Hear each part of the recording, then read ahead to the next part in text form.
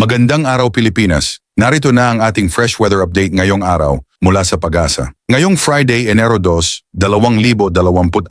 As of alas 3 ng umaga kanina, apektado ng shear line ang Southern Luzon habang patuloy ang Northeast Monsoon o amihan sa Northern at Central Luzon. Ang easterlies naman ang nakakaapekto sa natitirang bahagi ng bansa. Maulap na may kalat-kalat na pag-ulan at isolated thunderstorms ang mararanasan sa Western Visayas, Albay, Sorsogon, Masbate, Romblon, Palawan at Northern Samar dulot ng shear line na maaaring magdulot ng flash floods at landslides dahil sa katamtaman hanggang minsang malakas na ulan. Maulap na may mga pag-ulan din sa Metro Manila, Cordillera Administrative Region, Cagayan Valley, Central Luzon, Calabarzon, natitirang bahagi ng Mimaropa at Bicol Region dahil sa amihan na may kaparehong banta ng pagbaha at pagguho ng lupa. Sa Ilocos Region, maulap na may mahinang pag-ulan at wala namang inaasahang malaking epekto. Samantala, bahagyang maulap hanggang maulap na may isolated rain showers o thunderstorms ang natitirang bahagi ng bansa dulot ng easterlies. Sa wind and coastal water conditions,